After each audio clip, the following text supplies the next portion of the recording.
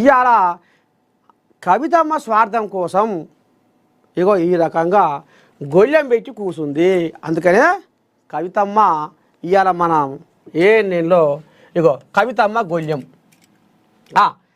ఇది కవితమ్మ గొళ్ళెం అయితే ఇక ఇప్పుడు రేవంత్ బల్యమైంది తాత అని కూడా మీకు అనుమానం వస్తుంది. ఇప్పుడు ముళ్ళును ముళ్ళుతోటే తీయాలి అనేది రేవంత్ అయ్యే సాన తెలివికల్లోడు. ముళ్ళును ముళ్ళుతోటే తీయాలి, చల్లగా మెల్లగా కెలిగించినట్టే చూడు. నొప్పి ఏడ పుట్టానో ఆడ చిన్నగా వెలిగించినట్టు అది సురుకు ఎక్కడ తగులాలనో అరికాలం మంట నశాలానికి అంటినట్టుగా ఇప్పుడు రేవంత్ బల్యం ఏందంటే ఈ కాళేశ్వరం కథ, కాళేశ్వరంలో తప్పు జరిగింది, కాళేశ్వరంలో కథ జరిగింది అనేది సొంతం బిడ్డనే చెప్తుంది. కవితమ్మనే ఆంబాయ వెళ్ళబోసుకుంటుంది. కాళేశ్వరం కథ మీద కవితమ్మనే కథ చెప్పుకొస్తుంది. కడుపులో ఉన్న కషాయం అంతా కక్కింది. తెలంగాణ జనాలకేందో తెలిసిపోయింది. ఇక ఇప్పుడు ఈయన ఏం ఉపాయం చేసిండయ్యా అంటే తెలంగాణలో ఉన్న సిట్టు తెరువు పోలే, సిఐడి తెరువు పోలే, దీన్ని సిబిఐ చేతికి అప్పచెప్పబోతుండు. ఎట్లా ఏంది ఏం కథ మరి ఎట్ట సంగతి అంటే సిబిఐ ఎవరి చేతిలో ఉంటుంది? కేంద్రం చేతిలో ఉంటుంది. ఇప్పుడు బీజేపీ వాళ్ళు కుర్తిరాబడ్డ ఎలకాలోలే అయినామూరో, మాకు మాకు ఉచ్చు పెట్టి చిచ్చు లేపేరో. ఓ అమ్మా, ఇది ఎక్కడ కథరు నాయనా? బొంగరం తిరిగి తిరిగి తిరిగి ఏడ తిరగాలను, ఎక్కడ తిరగాలను, ఏం చేయాలను, ఎక్కడ రావాలను కక్కనే వచ్చే ఉయ్యాల ఊగి ఊగి ఊగి ఊగి ఏడికి రావాలను గాడికే వచ్చే. ఆల పంచాది ఆడ తసి వేసుకోక గిడికెందుకు పోయి పంపిస్తుండు. ఇదెక్కడి కథరు దేవుడా? రేపు కనుక మేము ఈ సిబిఐ కేసుని ముంగడికి సాగనీయకపోతే ఎవరు? బీజేపీ వాళ్ళు. ఈ సిబిఐ కేసు, కాళేశ్వరం కథ, కేసీరావయ్య బండారాన్ని మేము ఇప్పి చెప్పకపోతే చూసిర్రా బీజేపీ వాళ్ళది బీఆర్ఎస్ వాళ్ళది ఎంత రామసక్కని దోస్తానవో అని రేవంతమయ్యా జన కరిజన రే జనకు జనకు జన రే బీఆర్ఎస్ బీజేపీ సోపతి చూడాలి అని డప్పు కొడతట్టుండు. ఎట్లా చెయ్యాలి, ఏం చెయ్యాలి అని ఇప్పుడు బీజేపీ కోల్యాగలు నెత్తికి చేతులు పెట్టే కాలం వచ్చింది.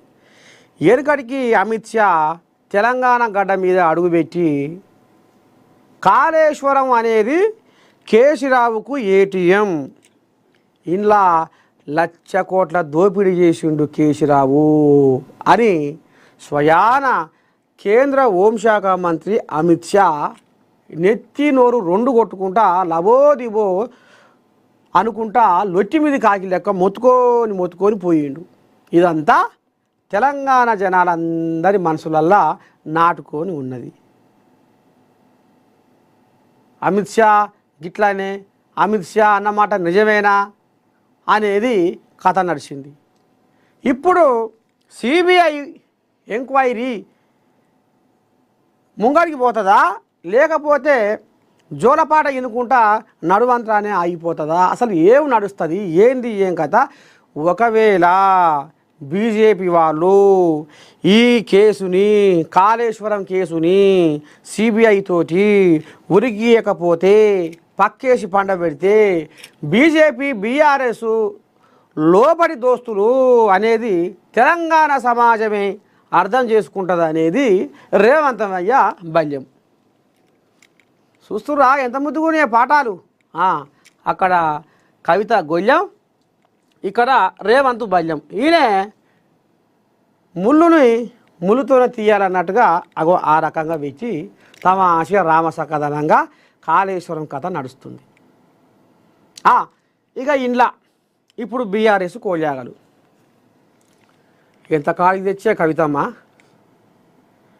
మా ఉప్పు తిని మా పప్పు తిని తిన్న ఇంటి ఆశాలు లెక్క పెట్టినట్టు ఇవాళ ఏదో మీది మాటకే మా అయ్య దేవుడు, మా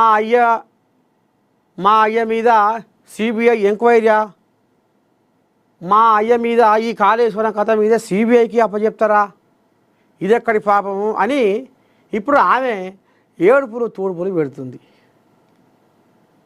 పాయ్ ఇక ఇంట్లో ఇప్పుడు హరీష్ రావుకు సురుకు పెట్టి, సంతోషకు సురుకు పెట్టి ఇది చేసే వరకల్నే ఇప్పుడు బీఆర్ఎస్ కోలాగలు ఇక చాలమ్మ నీ సకదనము కవితమ్మ రామ్ రామ్ అనుకుంటా ఇప్పుడు ఆమెను ఫాలో అవుతున్న ఎవరైతే సోషల్ మీడియా అభిమానులు కార్యకర్తలు ఉన్నారో, బీఆర్ఎస్ పార్టీ అభిమానులు బీఆర్ఎస్ పార్టీ కార్యకర్తలు ఉన్నారో ఇక వాళ్ళు దోస్తానాన్ని కటీపు చేసిర్రు సోషల్ మీడియాలో.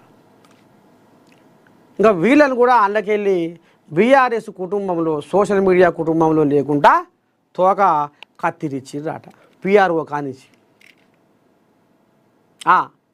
ఏం జరగబోతుంది మరి రాబోయే రోజుల్లా అంటే కారు నలిగం బిలియం కాబోతున్నది. ఇంటోడు ఈకతోని కొడితే బయటోడు తోకతోని కొడతాడు అనే సామెత అక్షరాల కల్వకుంట్ల కుటుంబానికి కమ్మినట్టుగా, అద్దినట్టుగా, పూసగుచ్చినట్టుగా తోసిపోకుండా అల్లుకపోతుంది. ఇక మొత్తానికి